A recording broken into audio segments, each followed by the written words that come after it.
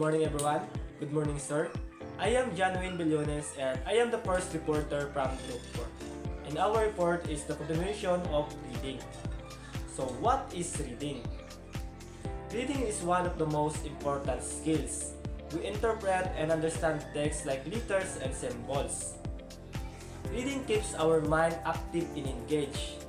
It improves our memory, focus, and cognitive skills, reducing the risk of mental decline as we age. When we read, we use different styles and strategies. This is what we call reading techniques. So what are reading techniques? Reading techniques are strategic methods used to improve how we read and understand text. These techniques help readers become faster, more efficient, and more purposeful in the reading, depending on the goal, whether it's for studying, finding a specific information, or simply enjoying a short story. So, reading techniques means this is a systematic approaches or strategies that a reader uses to interact with a text. It helps us to read efficiently and effectively, allowing us to adjust our speed and focus based on our purpose.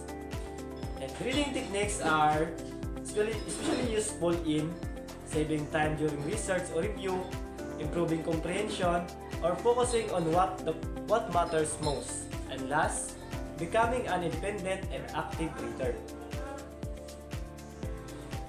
So these are the common techniques in reading: skimming, scanning, intensive and extensive reading. So first, what is skimming? So, skimming is a technique that allows you to quickly read through a text and pick out the main ideas. This is a useful skill when you need to get an overview of a text or when you're looking for specific information. So, when we skimming, we are not reading the text word by word, but instead, we are only focusing on the main ideas or important information. For example, glancing at headlines, subheadings, and the first and last sentences of a paragraph. And by that, we quickly know what will be the possible content of the text. Skimming techniques is useful when short on time, trying to get a general sense of what the text is all about.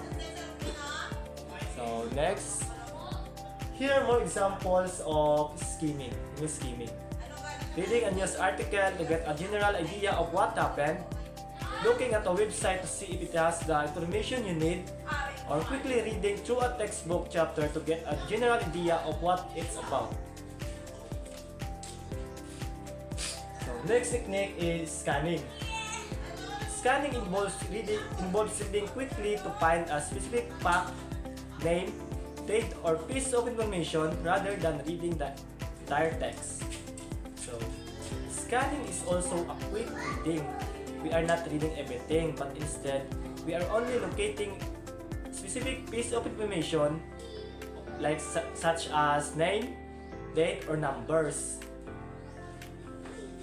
This is also useful when you're trying to find a particular piece of information quickly as possible. However, scanning can also make reading more difficult.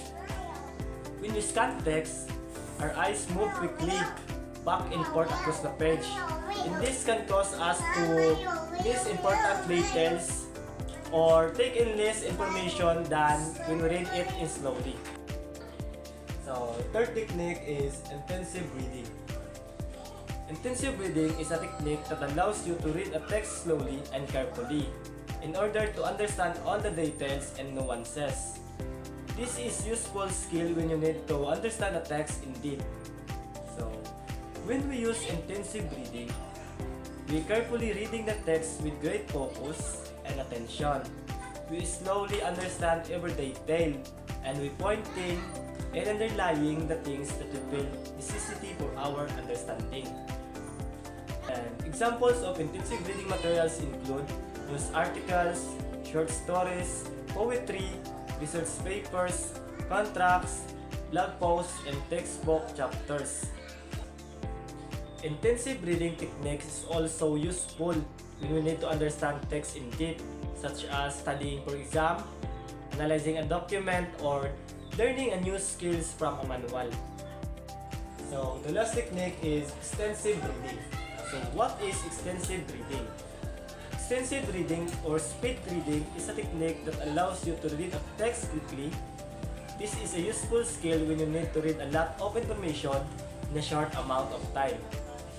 So, extensive reading means a way of reading where we focus on understanding the overall meaning rather than every word. The purpose is to build reading fluency, speed, and general comprehension. People usually do extensive reading for enjoyment or to learn new information naturally. So, for example, reading a novel for leisure, browsing news headlines, or enjoying short story at the park. So, in conclusion, skimming to get the main idea and general impression of the text quickly. Next, scanning to locate a specific piece of information like a name, date, or number. And next, intensive reading to achieve complete, detailed, and understanding of a text open for academic or technical material. And last, extensive reading to read longer text for pleasure, general understanding, and language fluency.